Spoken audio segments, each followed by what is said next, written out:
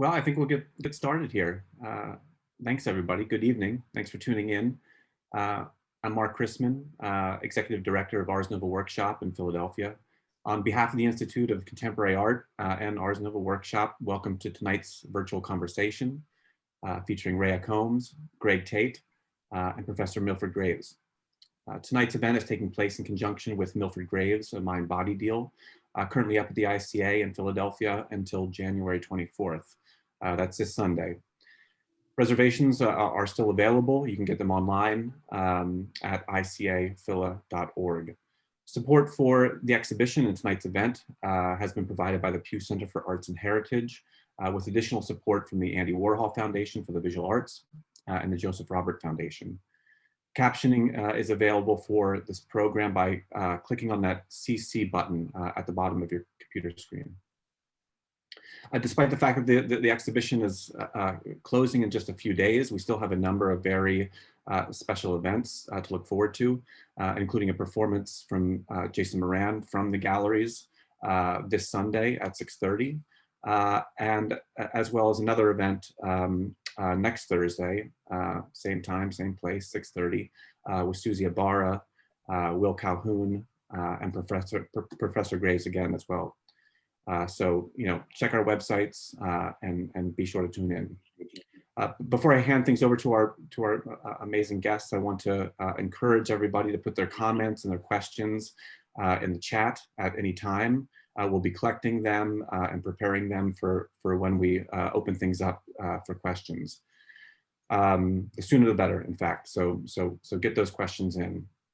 Around 7:10, 7:15.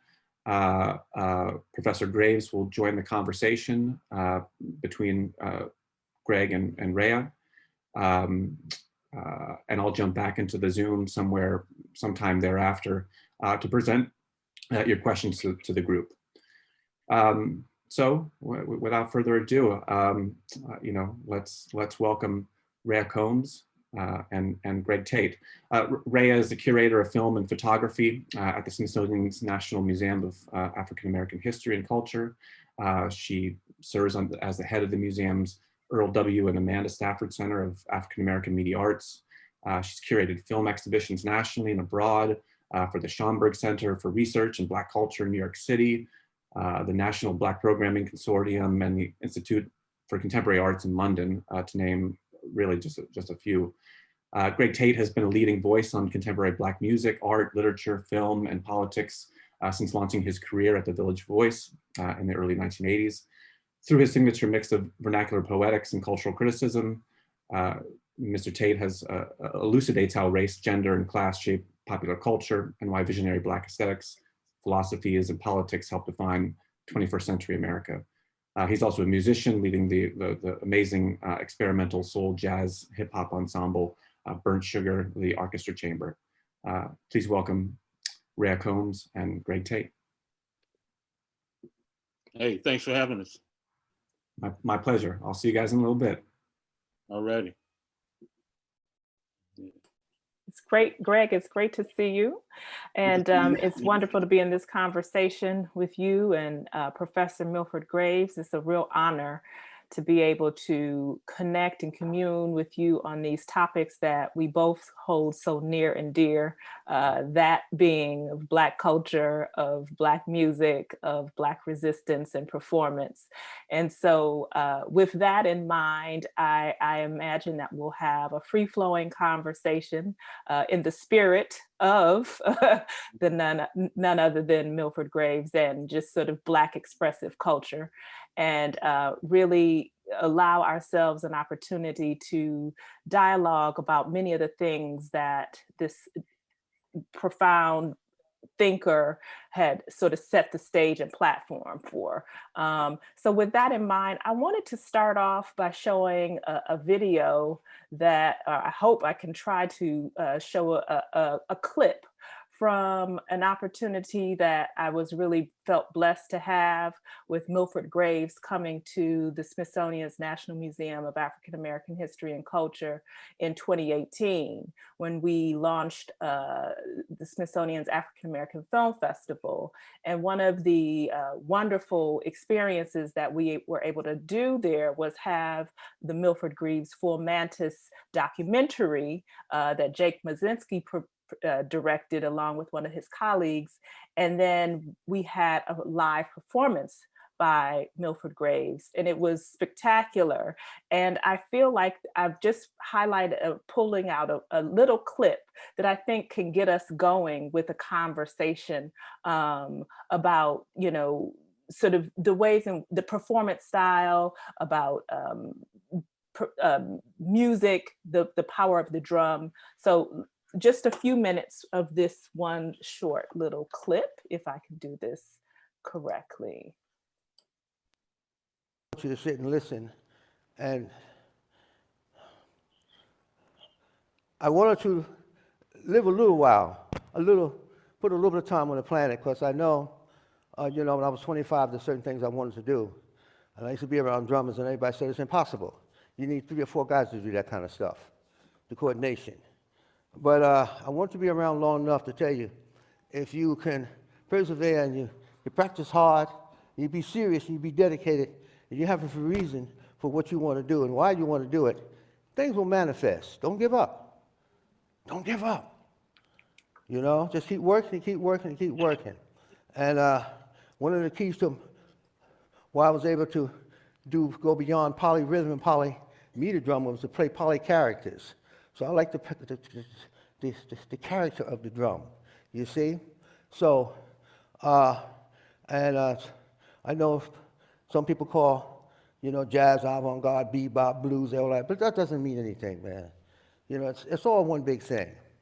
You know, it's all big one thing. So you don't have to be dink-a-dong, dink-a-dong, dink-a-dong, dink-a-dong, dink-a-dong, dink-a-dong.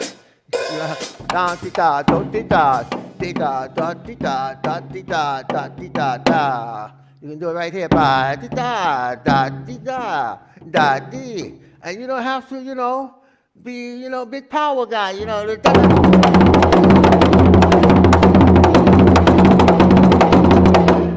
You keep that up for 1 hour, you're doing good. It sounds simple, but you try it, believe me. That's one of the hardest patented drummers used to do in traditional music. You don't have to do that. I can go like.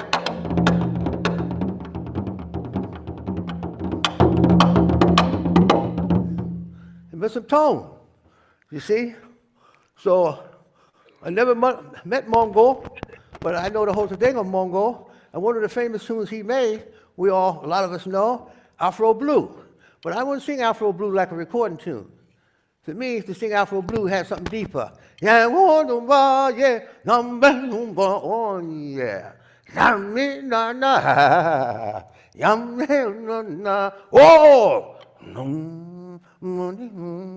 yeah, no, me now, oh yeah, yeah, yeah, yeah. Yamonego, Yamadeda, ya yodo, ya ye, yamebamo, ya wodo, ya wodombu, ya debatu, ya ye, ya na da, I got that.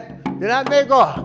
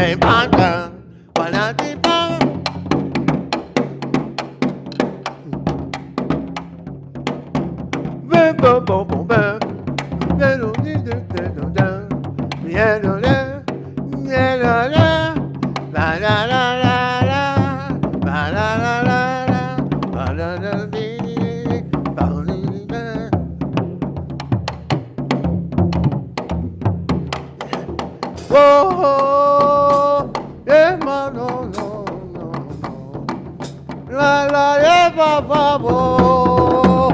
Yeah, ma, da, da, da, yeah, da, do. Yeah, yeah, yeah, yeah, yeah, yeah. Yeah, na, na, na. Yeah, yeah, da, da.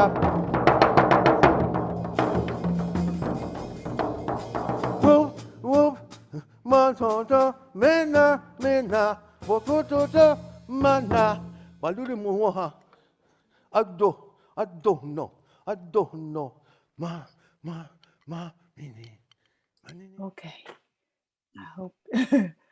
So with that, I wanted to um, kind of build off of this idea and this philosophy of music as a liberating force that really allows for these poly characters that he talked about, and really sort of get your read on the ways in which um, music and performance and the opportunity, especially when you're looking at Milford Graves's sort of body of work, kind of plays into this idea of poly characters and music as this, not as a sort of multiple language, a multiplicity of languages.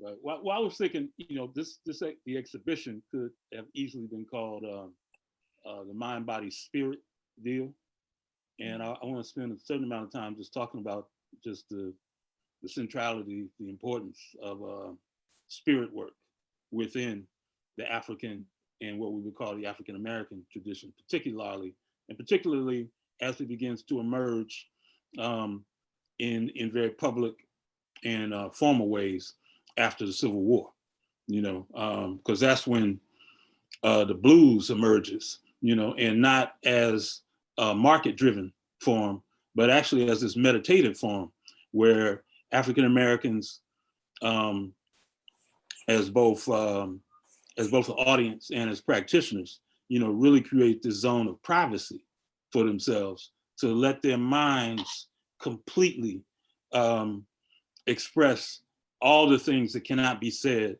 all the things that are felt, all the things that have been repressed, within society. Like the blues becomes like this very stealthy, private way for folks to just completely let their imaginations run wild, and about any topic that comes to their mind. So to the point where silence is your survival strategy just to get through, American society.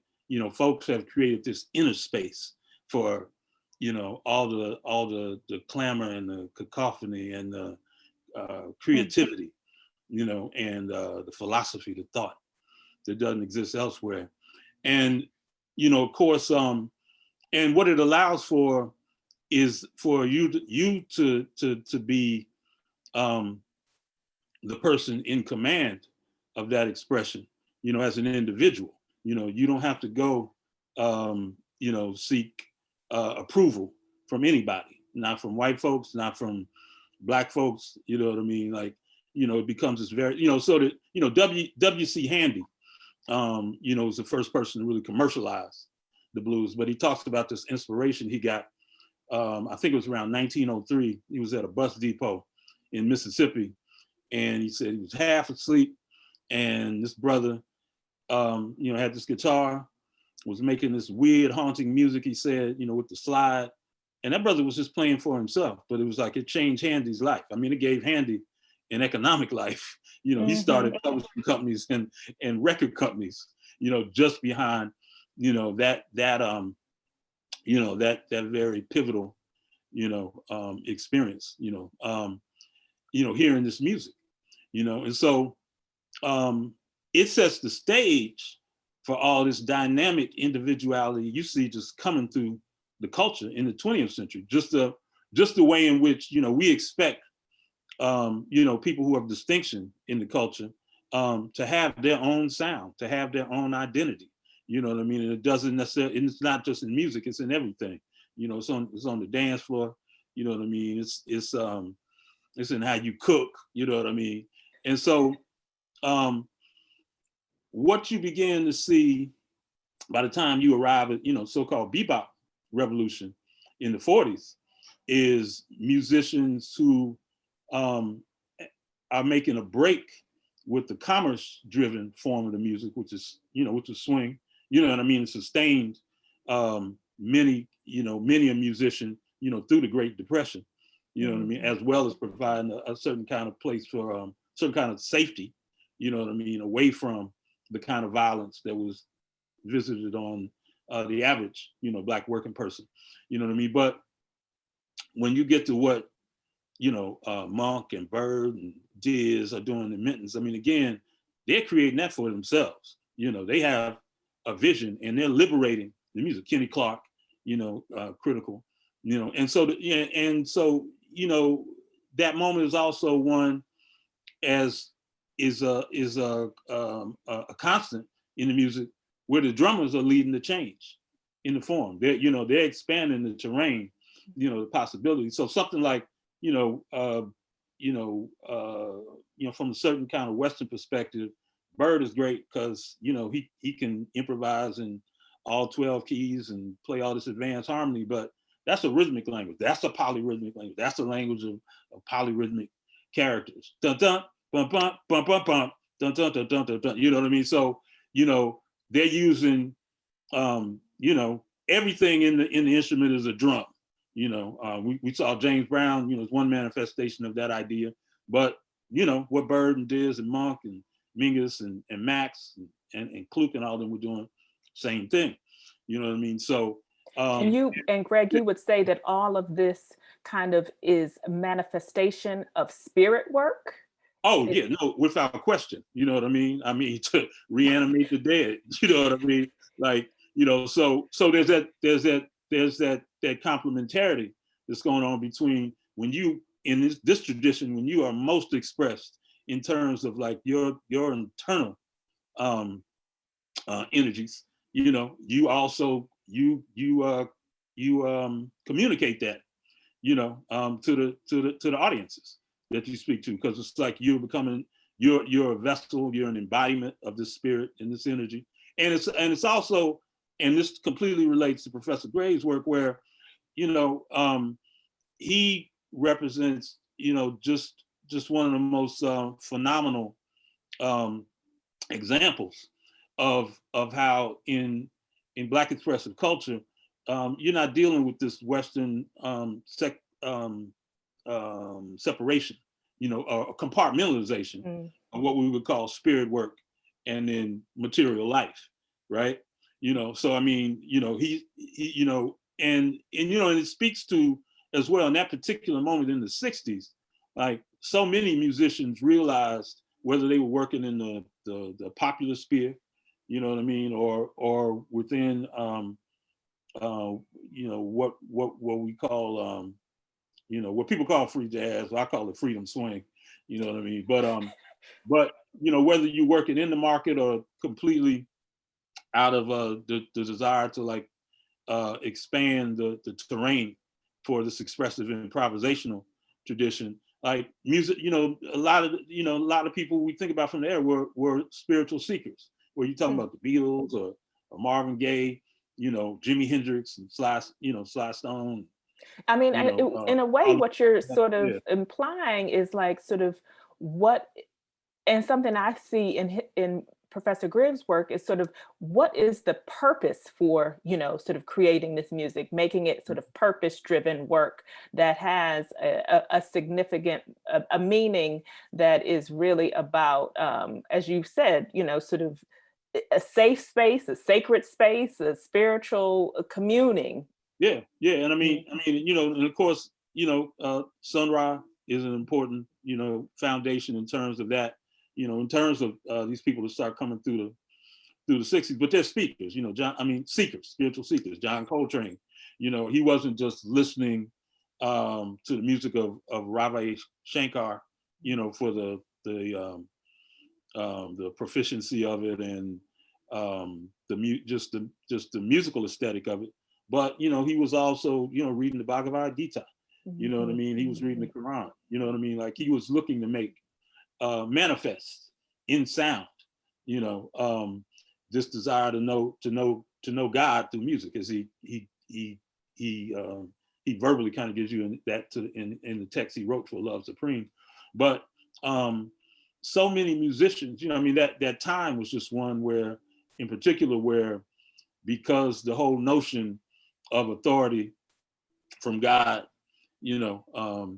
was through political power, or through economic power, just breaking down in society. It's like the whole notion of obedience, to the government structures, to status quo ideas you may have had about distribution of wealth, acquisition of wealth, and all those things. Like, people looking for something higher, man. They're looking to be, and the musicians are looking for that. So that's why that music that we revere from that period is just imbued with that energy. And so, but what you see from the beginning with Professor Graves is like this desire to transform and to utilize this continuum of drumming and drum sound and drum power, to move the instrument, to the forefront. He talks about, how I wasn't interested in just being accompaniment, or support. It's like, like he not only demanded that the drums be seen as an equal or be treated as equal, but he actually performed it. He manifested. I was going to ask you. New York Art Quartet recordings, and then, there's so much, obviously so much we could say, about. Yeah, I was going to ask you to speak about, this idea of Professor's work. Sort of critics have written and said that he kind of helped to bring the drum to the front and center, which is part of the reason I wanted to show this clip, as him sort of in the center, sort of making the music and doing all the accompaniment. But you had mentioned something. Go for it. Yeah. And it's powerful to see, certainly within the solo concert format. But you can hear it on recordings, with Albert Isle, with New York Art Quartet, with great partner Don Pullen, on the NOMMO record. Should we listen to some of those clips? Do we have? Should we pull those up? Yeah, why not? Yes, indeed. I don't know. Tech person. Okay. Do I? Is it? I hit the link, or do you guys have the links I sent you, and you guys can, or one of you guys can hit it. I'm a bit technically lacking in terms of using Zoom in that way. So, which one? Yeah, let's start with the New York Art Quartet. Let's hear the beginning of that composition.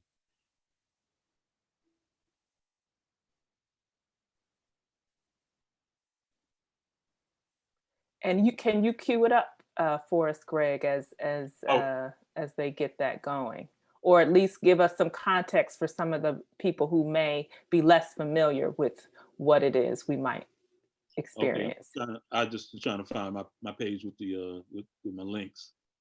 Okay, I'm gonna hit it here. It should come up on my page.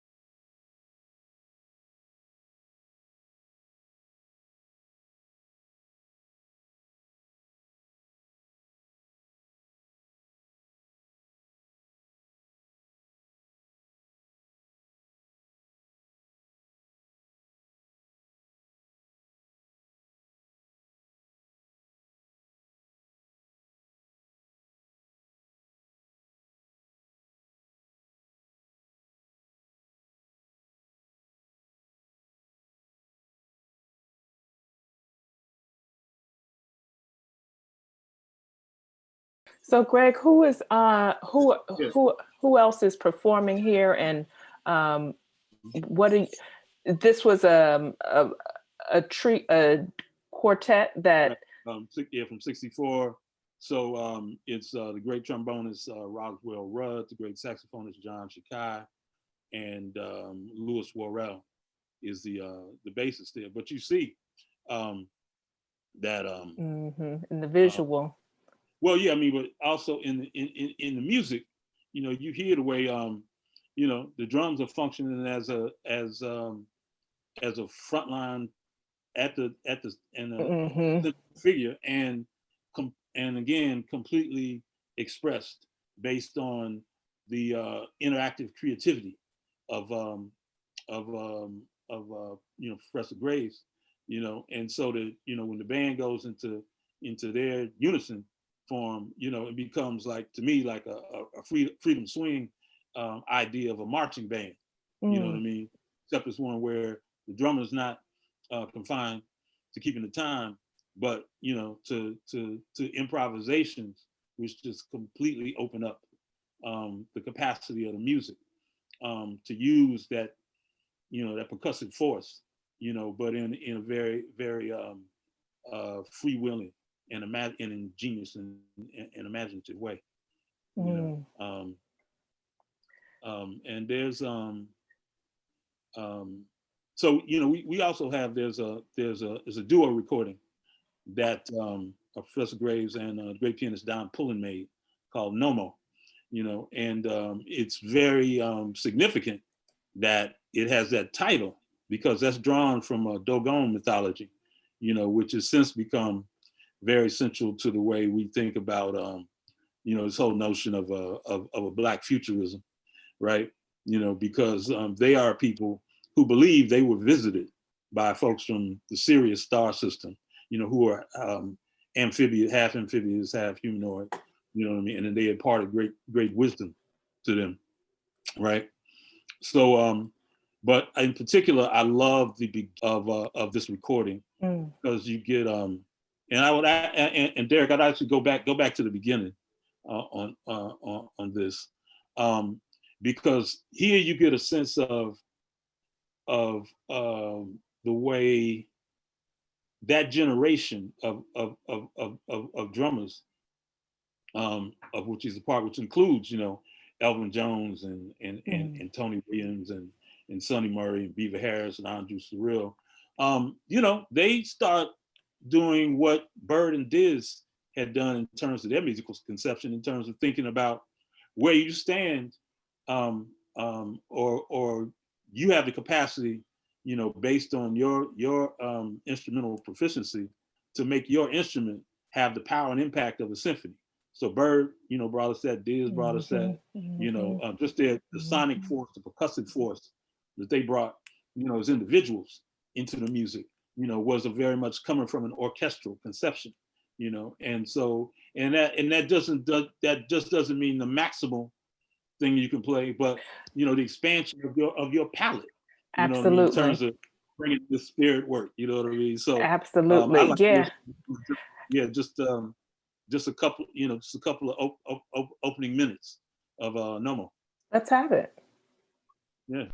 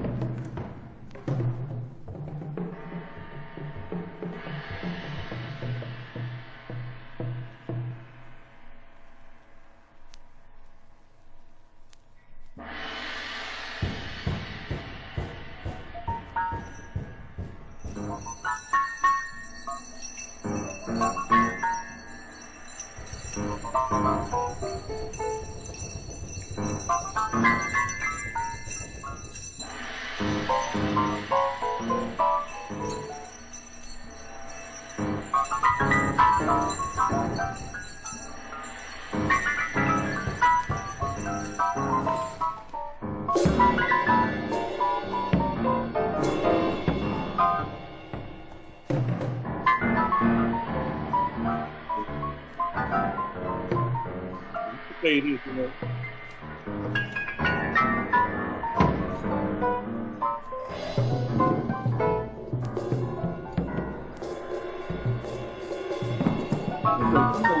What I love.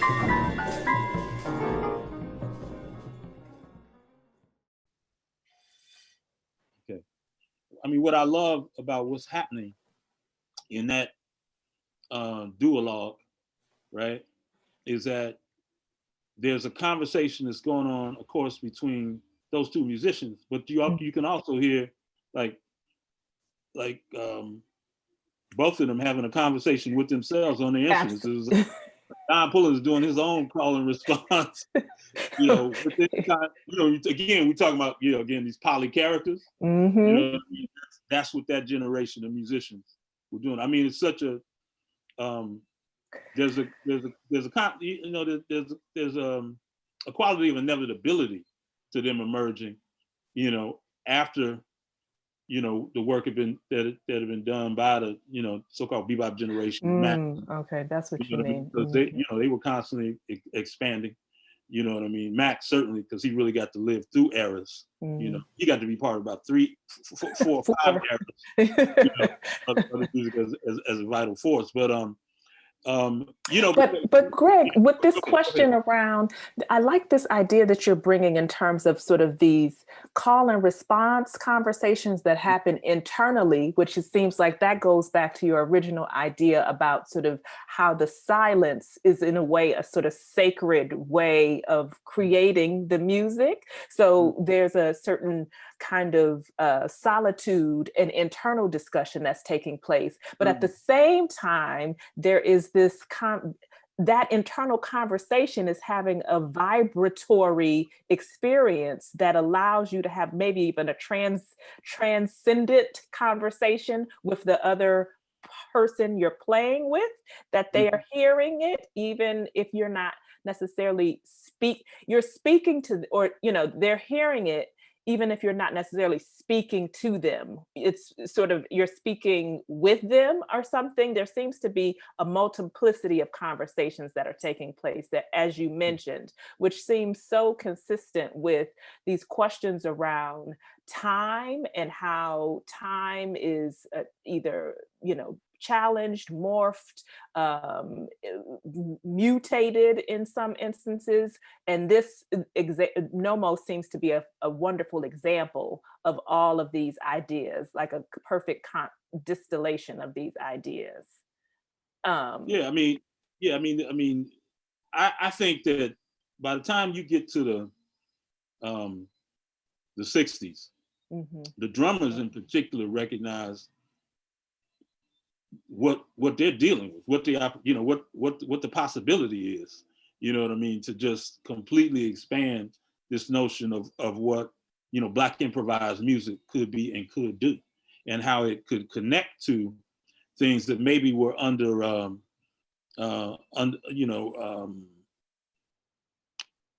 restrained or repressed or suppressed in the music, because musicians were trying to work in the marketplace, you know what I mean? So, but, you know, I always refer to what happened in Minton's as kind of like a Manhattan, you know, Black musical Manhattan project.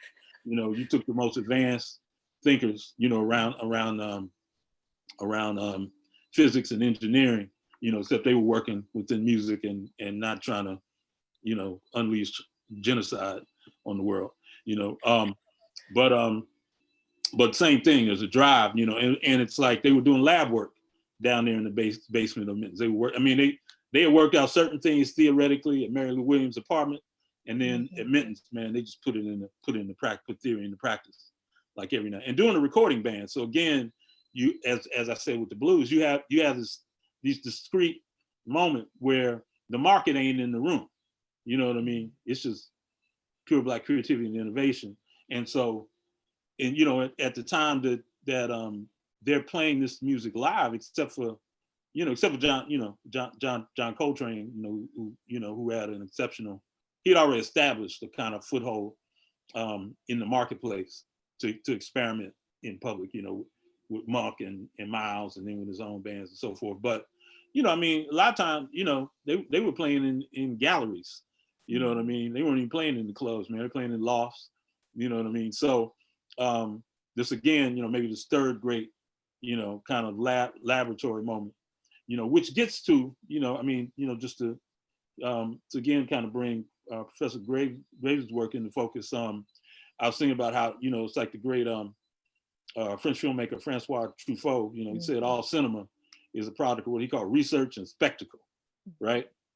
And so what you get with all of these musicians, some it's like, oh, they're giving you performance. They're giving you something that's in the tradition of so-called Black, Black entertainment, you know what I mean? Because they bring all the idioms, all the forms are present, you know what I mean? Like, what cats are wearing, is making a statement, you know what I mean? How they move on stage, you bring in the dance element in there, you know what I mean?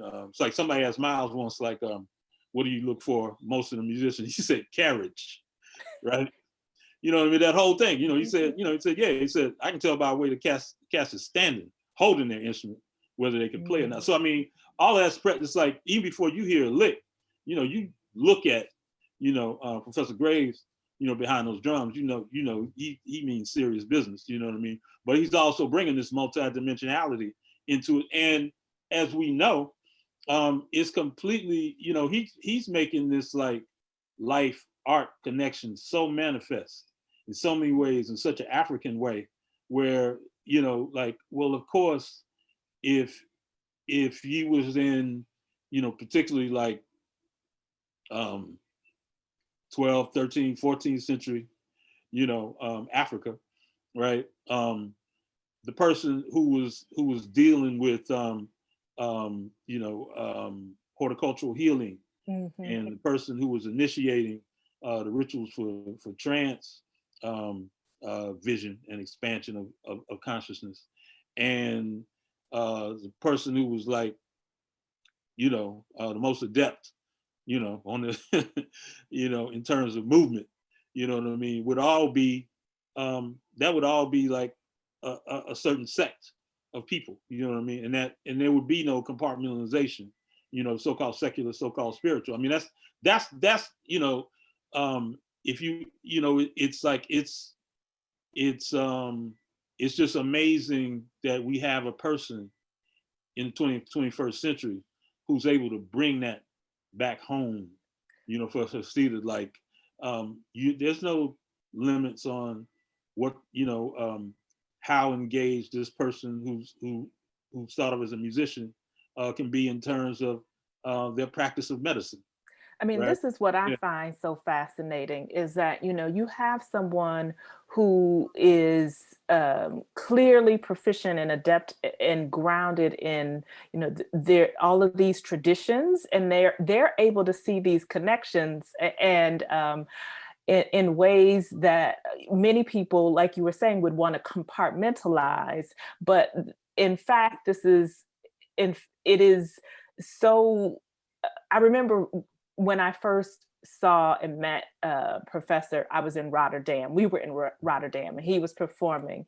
And I was at the Rotterdam Film Festival, and I looked over at my former colleague, and I said, this is what freedom looks like. Him and his performance, and the way in which all of these connections were being made. Like you said, the understanding of botany and the ways in which the plant life is connected to freedom and liberation, and how the music is also a part of the ways in which we can understand our own internal rhythms, how those internal rhythms will have an impact on the ways in which how we feel, the way in which we understand our sort of life forces, and how all of these things are connected. The curiosities, the questions, these various disciplines are all sort of create the whole, so the ways in which we don't have to determine what type of musician you are or what type of X, Y, and Z you are. It's really sort of this full embodiment of being a human. And then that human has the capacity to grow, and the capacity to be and do whatever it is you want to do is all within you. And I feel like his work and the way in which he even plays and the way in which he explores, ideas around being nimble and with this whole idea of Yara is really just a full sort of encapsulation of what, to me, it means to be free and freeing your mind, your body, and, as you said, your soul, And again, I mean, and part of like not accepting that compartmentalization, that limit on how much a musician can be a healer. He there's an interview where he talks about how, yeah, I mean, if we start talking about whole notion of herbalists and herbal healing, it's all, in this Western context, it's still, seen as like a certain kind of mythology or seen as mysticism, but in any pursuit that's about the sustainability, and the maintenance of Black life, in terms of things we practice, is very much about survival in hostile territory. You know what I mean? So, and a certain kind of pollution that happens, of the body because of our diet. So, in this interview, he talks about how, like, yeah, he was drawn to doing research around herbal healing medicine, because he said, yeah, I spent a lot of time when I was growing up, like drinking a lot of cheap wine. You know what I mean? And but it made me think about the fact that Dream Hampton, our friend Dream Hampton, said to me about 10 years ago that she said, yeah, you're going to see a lot of my generation of rappers dying early because of alcoholism. And it certainly came to pass.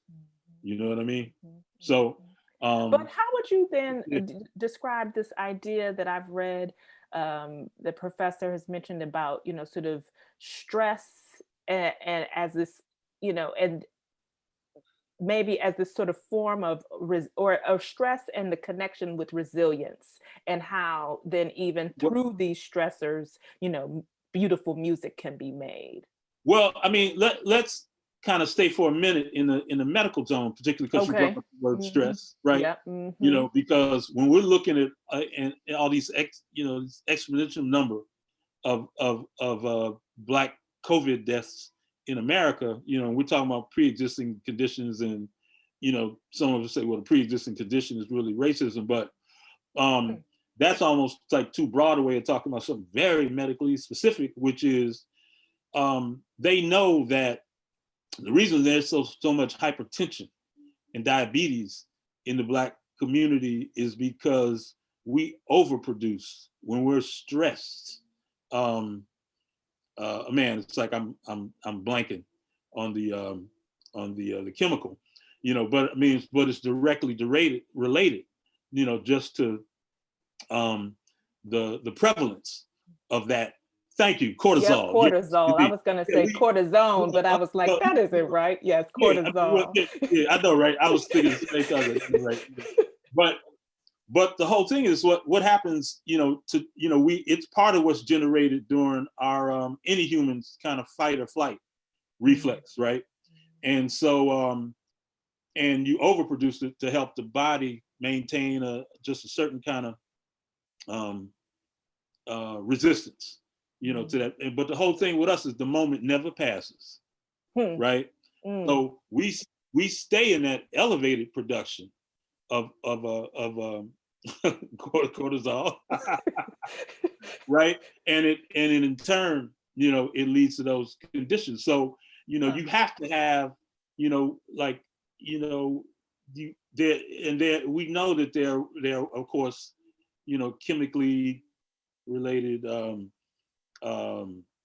nutrition related ways of treating this. And we also know that, you know, if we're looking at the numbers in Africa, right, these low, astronomically low numbers relative to our 400,000, you got places that like you know, there's still only like, you know, 1,000 or something. In some places, yeah, you know what I mean. So Per you know, it ain't just from being, it ain't just because you black, you know, the Rome's gonna take you out, you know what I mean, to take out, you know, whole swaths of your community. So, but I just, you know, I'm saying again, like with Professor Graves, like, you know, he through, you know, his multi-dimensional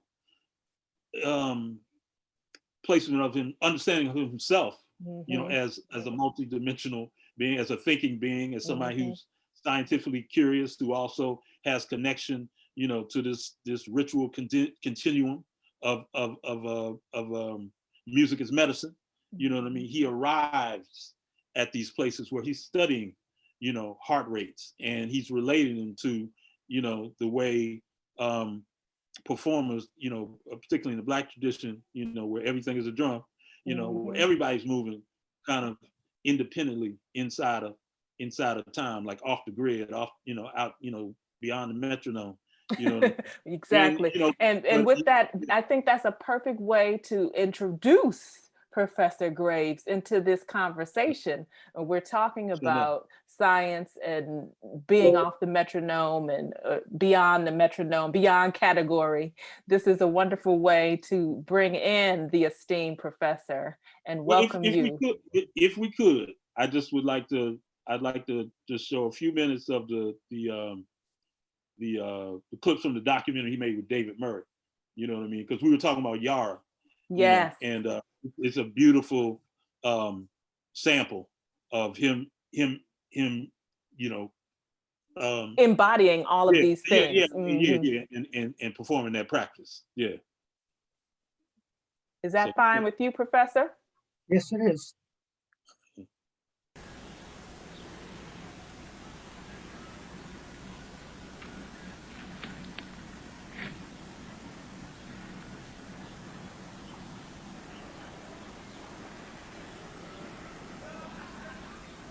That's very cool.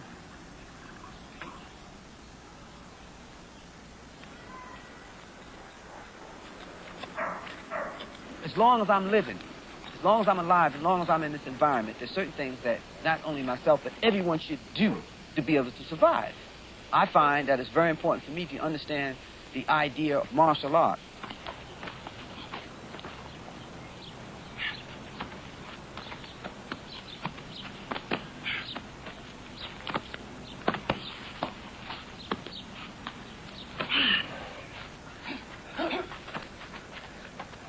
Yara is a Yoruba word that means to be nimble or flexible.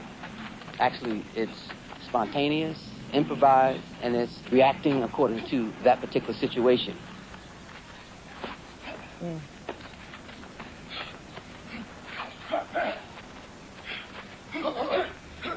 Yara is composed basically of West African dance movement, warrior movement, a lot of movements that influenced me over the years.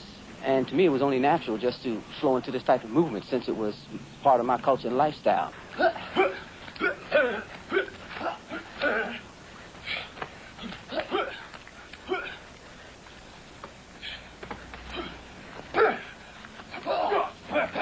When somebody is sparring with me and I see something coming at me, a fist or foot that's coming and I know it's going to break me up, I want that because I learned how to mobilize and learn how to adjust to that particular situation. You see, some people play tennis, some people deal with golf, bouldering. I don't feel like I'm getting that kind of confrontation. That thing coming at me, that's a negative aspect, you see. But the positive aspect is when I survive.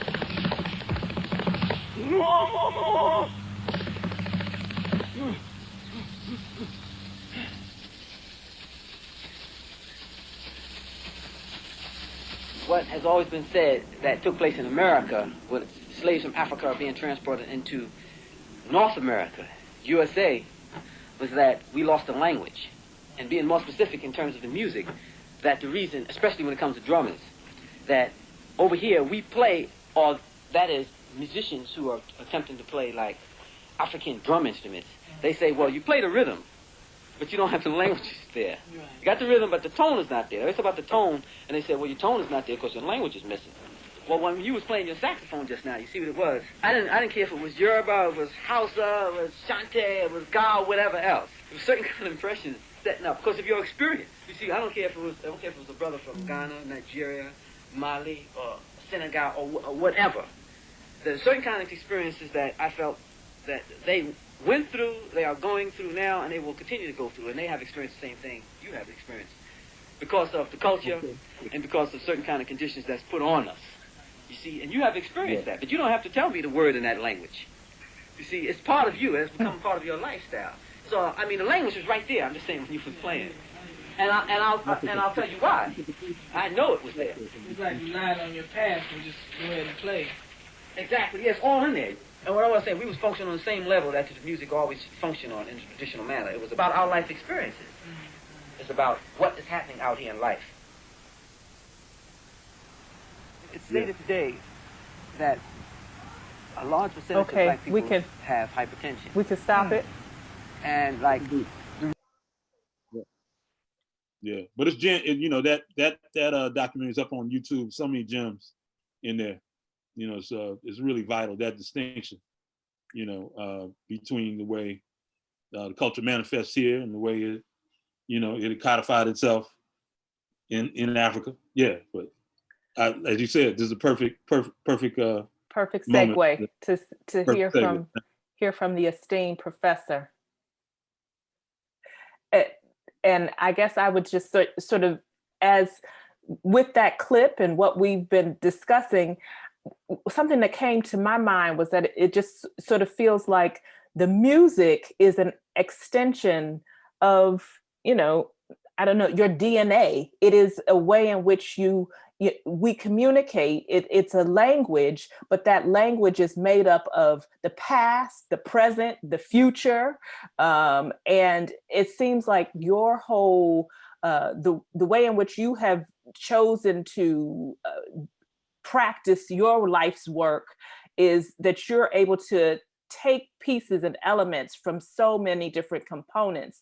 And sometimes it will manifest as dance, sometimes it will manifest as botany and study of science, and other times it's all music. It seems like all of these things are connected for you in a way that allows you to have a sense of purpose, a sense of resilience, and a sense of and still provide us with some hope through the music. Can you speak to sort of, I don't know, the way in which you understand this music functioning through you and art, and art as well, and you as a vessel for this work?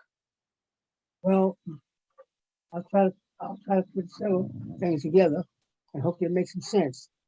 But a friend of mine who made several visits to Africa, especially Ghana, he told me one time, he said these drummers, they stay up all night and play. They don't stop. He said they don't get tired.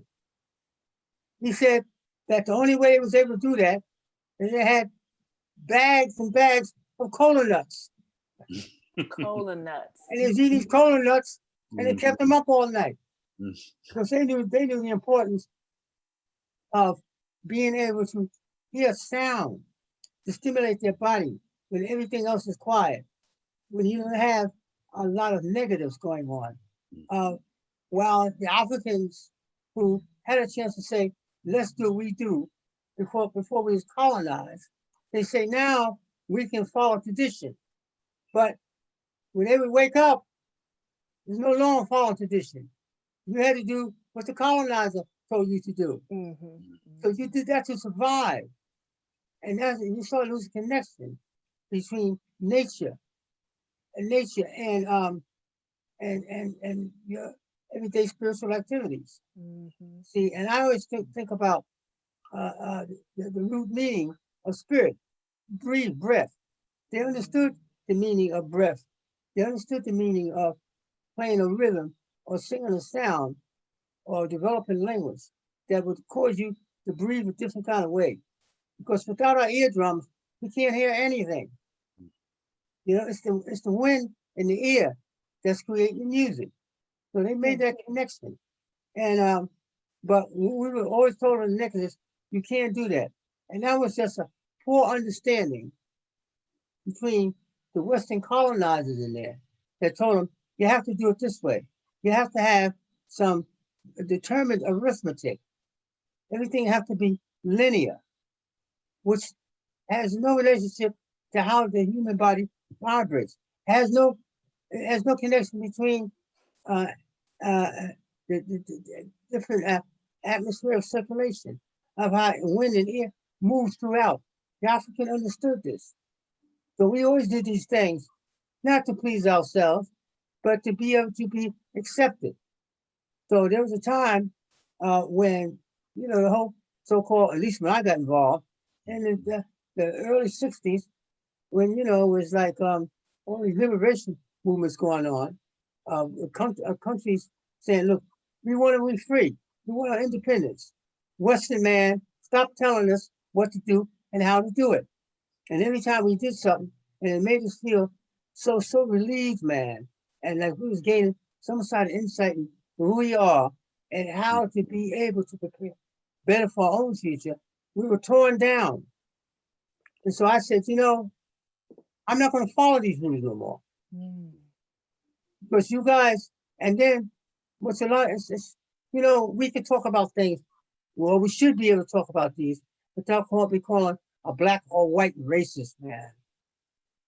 We were so, when I was with Albert, man, all they said we play was like black hate music, music that would kill white people. And so a lot of guys would get together, but they didn't want to speak out because they felt this all going to be blackballed. I was told many times, they said, you start talking about that, you're going to be blackballed, man. And I said, all I'm saying is saying it was a crime, man, to tell us as human beings that we had no ability to think on our own and understand how nature functions. You know, there was no separation between a plant and dancing. You know, I mean, if you ain't no plant, you ain't no food, you ain't gonna dance. You don't move. That's food, man. And that causes us to vibrate in different kind of ways. We didn't have streets. We didn't have, the streets wasn't developed to be to a square block. The standard form that they use in doing a lot of this music. And I tell people, man, that comes from the tradition or come from African ancestry, you shouldn't be explaining. You shouldn't be ashamed of explaining, man, how you really feel. How? Let me say this. I did something at Bryn Mawr, and in 1967, I think it was. Yeah, it was a Black Music Festival, and America Rocker invited me there to do this festival. And so when I got to Bryn Mawr, I said, "Oh man, we're going to a Black Music Festival." When I walked in, I said, "What's happening, Don? There's no more white people here." It was Black students who put this on. So we played. And I said, we're going to play the way we play, man. And that is, we're going to feel each other's soul. We're going to let it out, man. We're not coming to no predetermined tunes or melodies, man, or trying to define. You know, it blows me away when people try to say what Charlie Parker's about. Nobody knows what Charlie Parker's around because he's not here to defend himself. Charlie Parker had a gift, man, a beautiful feeling, man, you see. And he was one of the leaders that put here. As a matter of fact, in 1967, when I was up at the Renaissance Forum in Harlem, it was one of Charlie Parker's girlfriends. I forgot her name. And we was all at this table, and I had just performed with this band of 7 musicians. And when we finished, they called us over to the table. She said, young young man, the way y'all just played was how Charlie Parker described what he wanted to do. I hear Charlie Parker. We haven't really heard Charlie Parker. Mm-hmm. He didn't have a chance. Use strings, use this, use popular tunes. Well, that's another thing you used to do. When you recorded for these companies, man, these Western companies, man, they would say because we was playing this hate black music, man, that we had to do standard tunes to be accepted. And I got sick and tired of my brothers telling me, we got to play this way because this is what the white man wants to hear. Mm-hmm. Okay? And I won't say this, I won't say his name because, you know, I'm going to let him sleep in peace. But I did a recording one time. And I was playing a recording, and I'll actually say the artist was Mary McKeever. And what I did. And when I was playing, Mary came in, and it was one of those record dates where they just call you in. And so they called us in about 2 hours before the session. So we went down, and I was playing percussion with Chief Bay and Big Black and what's the other guy's name? I forgot his name. But anyway, we were playing, and Mary McKeever started, you know, like she wanted to do the date. Like Mary was saying, oh, it's another record date. So I started playing, and I started ad-libbing on her. And I played off of the chart. In other words, I didn't play with these little simple rhythms. So then the guy who was conducting it, and I was amazed, surprised, because he was from South Africa. He looks over at me and says, hey man, you're playing too much stuff. Play that bullshit that the white 2/4 bullshit that the white man want to hear. What? What's that have to do with the white man hearing? What about what you want to hear, man? You know? And so, and I was pissed off because I said, the way the drums was treated, it was like a threatening aspect to the society, man, because it had language. Nobody understood the language. You know, so I just said, you know what? I'm going back in tradition, and I'm going to play these drums in a temporal sense, non-temperate, and I'm going back and the way we did it in our own culture, man. And our culture was not a black culture to me. It was a culture of nature, man. It's how nature does it. I dance on my drum skins. I don't come down rat-a-tap-a-tap. I don't like that. That has nothing to do with the way we play, man. We have been taken apart, torn apart, man, denied any kind of ability to understand how the world functions and what's needed. Woo. Amen. I mean, hallelujah. And yes, indeed. I mean, you have given us a sermon right there. There's so many rich, just so much richness within what you just said. This idea of dancing on the drums, dancing with the drums, the fact that there's this language, you know, and that you see that in the way in which you perform. It feels as though you're a vessel, you know, that you're open to letting literally the winds take you where you need to go. But again, that to me, there is a sort of deep-seated trust and ability and trust in yourself with respect to your abilities and knowledge of self that it seems like is crucial to that sort of performance expression. Ray, I want to say something. You know, in Western culture, you see during the Civil War a lot and all that. You don't need no drum and bugle corps to lead your army. You see, but in our culture, because they had roads. In Africa, all that stuff they played, like, and all that Yoruba stuff, all that Yoruba, they had to travel in the bush. When you walk in that bush, you don't be having no exact roads, you know? So therefore, you never could do it in a way where you can calculate what's going to be next. A tree branch may come down. So what are you going to do? Oh, I don't think that's the correct way to do it because you're playing out of rhythm. You better jump your backside out the damn that way, a tree get punks in your head. You know, and then come back and look at, and then you start talking to the tree. What are you doing there? You know, what the hell are you doing? Yes. So, I mean, that makes so much sense to me. That makes so much sense. I mean, particularly, you know, coming off the clip where you're talking about how, you know, in your martial art practice, like you want the confrontation, you want that negative force. Oh, yeah. Exactly. As preparation. Yep. Out there in the bush. Exactly. But, you know, the urban bush and otherwise. We had drummers. We had all the drummers. We did our yard and everything. They come in there and people come in and say, "Is this martial art class or dance class?"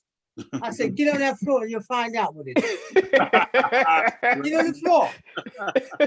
Let me tell you what it is. Show them what you're working with. Not so much. You know? Right. Exactly. Four measures. Take a chorus.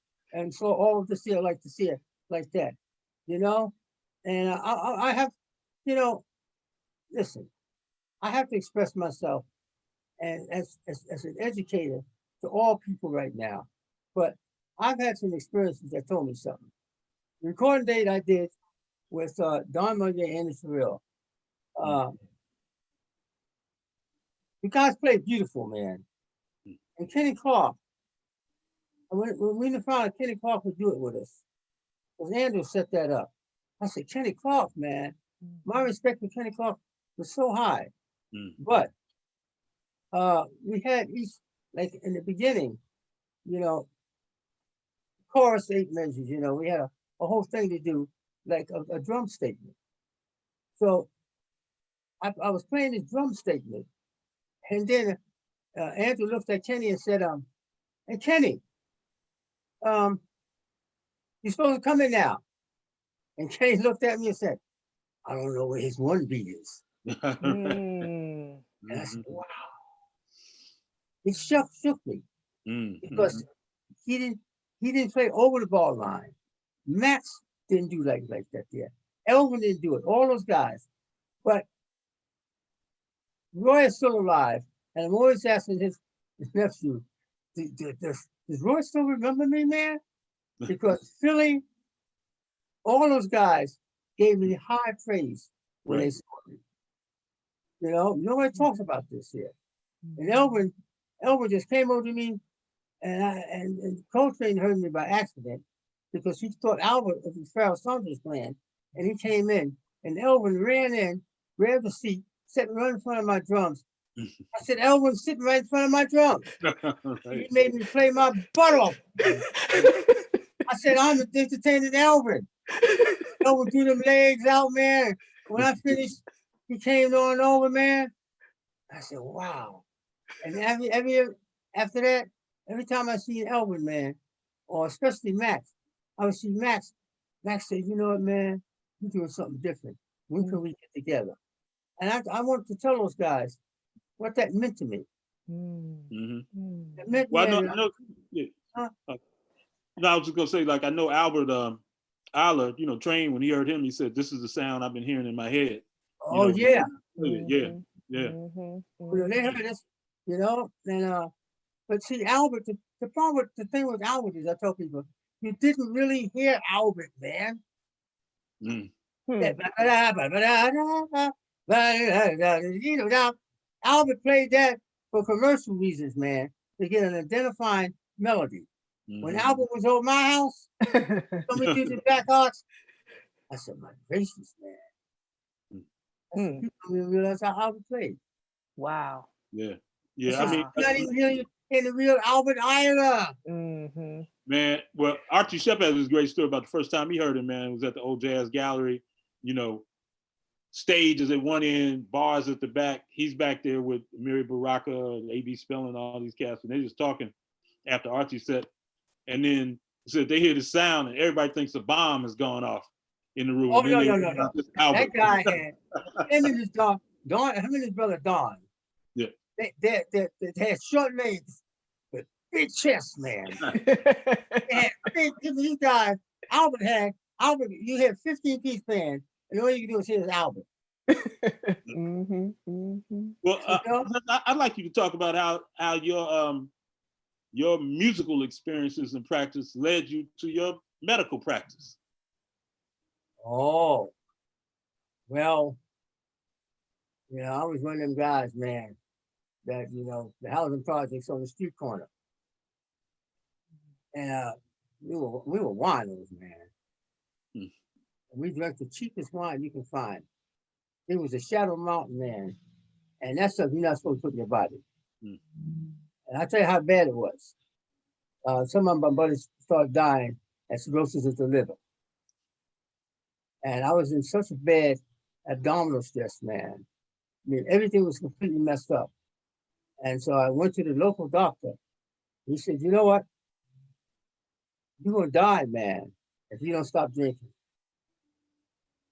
And we couldn't accurately diagnose me, man. And then I started thinking about my grandfather, man. I said, what would Grandpa do? Well, he had a garden, right where we were staying, man, right at the railroad tracks. And he had his little candy store there. And he would always take me outside because my two cousins, they had no interest. But he would show me, different vegetables he was growing. And he'd talk about the different herbs. But, I'm a young guy. I ain't paying no attention. But then I said, maybe I'll go back and start thinking about what Grandpa said. So I went and got me a book. And they started talking about raw cabbage juice and raw potato juice. So I got some cheesecloth and I started squeezing these juices, man. I said, wow, everything started to be put back in order again. And I survived that, man. And then I said, you know what? Maybe there's a dietary problem I'm having. So I stopped everything and tried to become a vegetarian, which I was acting out the role of a vegetarian because I didn't know what I was doing. The food was tasting so horrible. And then I learned. And then I didn't want to go back again, man. So mine was not out of being from some Drososaurus macrobiotic. I tried all that stuff. As a matter of fact, the diet that they was using here, the Drososaurus stuff macrobiotic, when I went to Japan and I connected with the macrobiotic culture there, they laughed at this guy, man. I said, we don't eat it like that.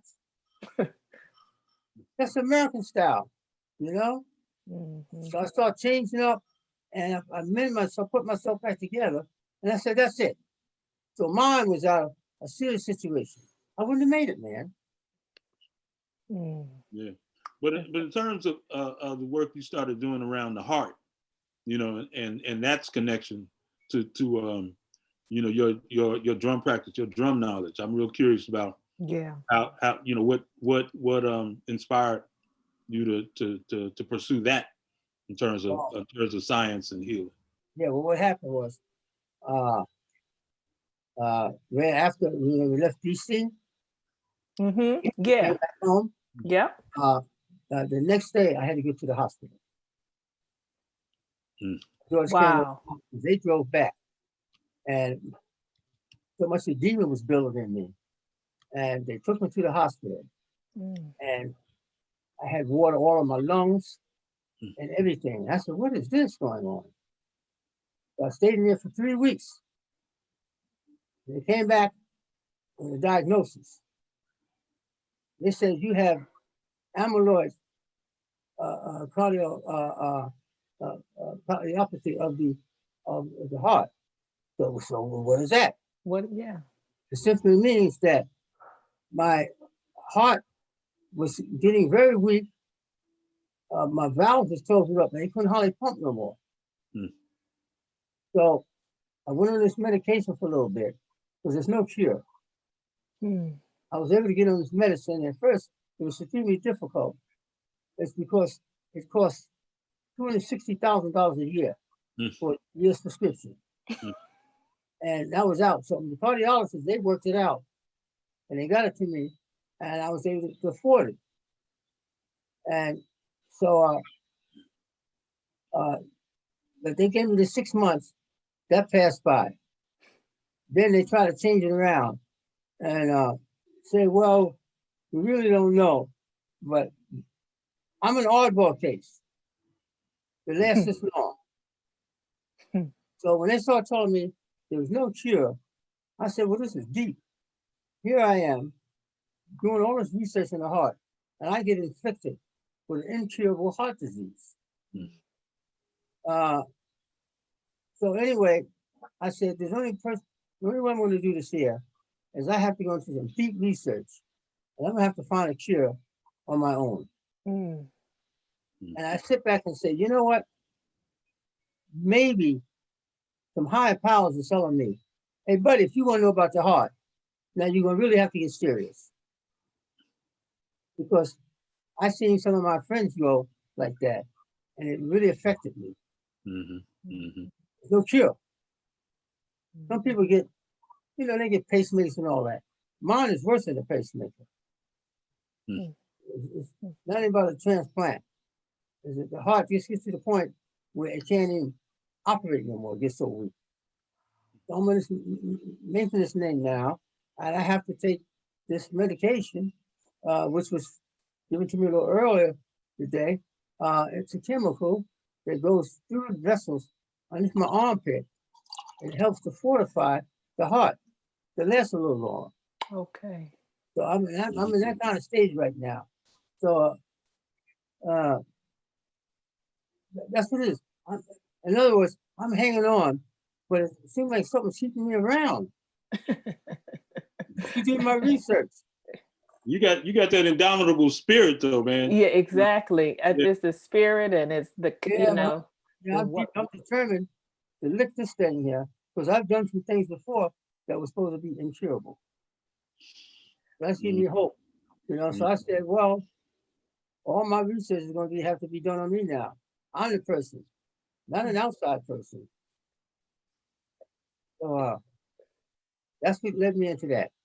Wow. Yeah. I'm developing these devices that can send different kind of frequencies to different types of areas of my body. Try to reverse some of the frequencies that may be negative to how the body actually functions. It's more complicated than we can infer in a Q&A. That's actually that's a great segue for the Q&A. We don't have much time, but folks should keep their questions coming. I want to share a few things. Jared mentioned that from the audience mentioned Rhea's comment that this is what freedom looks like, and how that explains why Milford has been such an influential teacher to all of his students. He's modeled how to free the mind and spirit for each individual student. I think that's important to share. And as someone who has spent a lot of time talking to professors, former students, and being a new student of his as well, I hear this time and time again. There's a question for Professor Graves from Celeste. She says, Professor, I noticed in the wonderful clip that Ms. Combs played at the beginning of the hour, your performance in DC, that you drifted into some standards, How High the Moon, Sweet Happy Life, some others. All of your work is so exemplary of freedom, as Mrs. Combs said. I'm wondering how you think of something like quote unquote standards, that is in some way things have already been done, but also is a common experience, a touch point. Well, you see, as long as it doesn't have linear motion, I'm for it. But if it starts to get there where it's so predictable, I hear some of these melodies are so predictable, and I just think a lot of the bebop tunes, I wouldn't play it like that.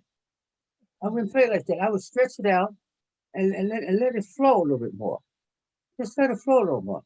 I'm not against people playing the traditional style. It's the rhythmic aspect that they have confined that has to be changed. So the drummer changes up, and therefore we're dealing with more curving motion, not that straight line stuff like to see it. Then I'm for it.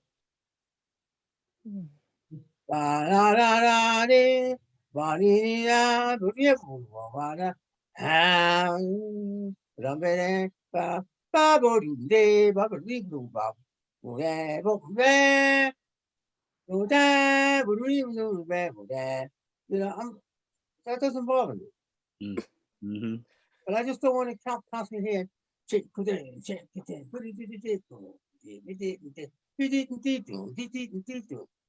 mean, Max did some beautiful stuff, but for me, he was kind of squared up, and he knew it. Those guys they didn't do what I did. They didn't study caveat. They didn't get the da, get the da, they didn't get the da. They didn't get the da, you get the da, you get the da. They didn't study, you know, they didn't study the sambas. They didn't say all the rhythms. So of course that's going to have them have a more narrow scope on how to shape rhythm. That came before dang dang dang. Dang dang dang was already there. No problem with that. Yeah, that's a 3-beat heart pattern. You know? You said that's a 3-beat heart pattern? Right. In other words, you have something called they call premature beats. And we did it a lot. And you see it in infants. You see it when you get emotionally upset. And it's like ba boom, ba boom, ba boom. And then an infant heartbeat is usually twice as fast. So when you put a ba boom, put together with a ba boom, ba boom, ba boom, ba boom, ba boom, about 130, 140 beats per minute against something like a 90 beat.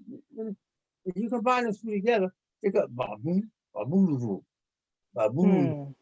The problem with the Cuban bata, they keep going ba boom. I told all the Spanish, I said, you don't play it like that. That's dangerous. That defies heart rate variability.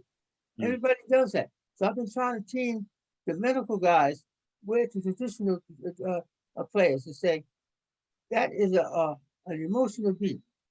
They can be changed around. They can be erased. I mean, to me, that is so fascinating because you can see the connections, you know, in terms of the ways in which you are shifting science and how we can understand, you know, the connections between sort of what, if you just look at life and be an observer of life, then you can sort of impact the way in which people live their lives. Right. Fascinating. So we probably only have time for another question or so, and maybe as some continue to come in, I do want to convey a few thoughts that are coming from the audience. There's a heavy question coming from Blake to Greg about polycharacter and the uncanny that we might have to hold off on, but I do want to. Dennis has come on here a few times, and I know Dennis is a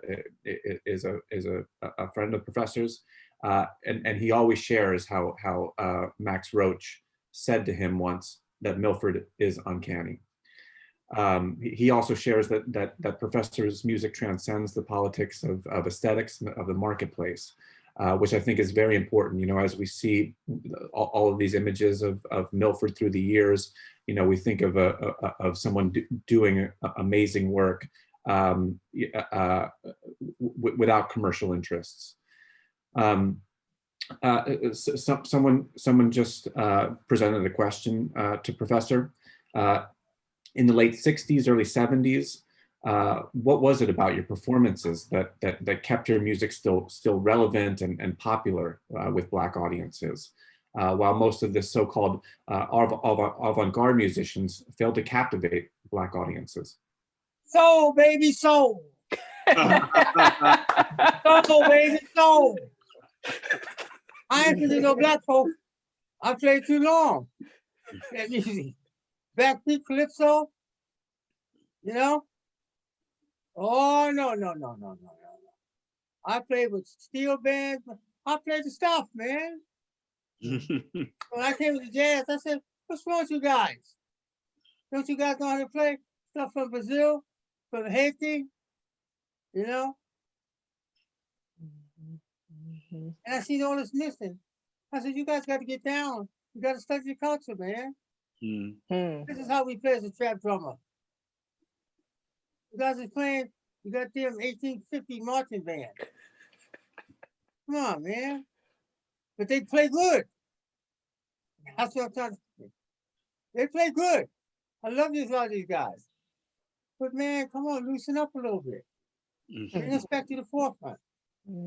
Yeah. Well, you know, it's funny though, because Perfect. there's assumption in that question about the other folks. But I, you know, coming up in DC in the 70s, like Right. some of our Archie Shep, Art Ensemble, Pharaoh, they Right. maintained a Black audience too.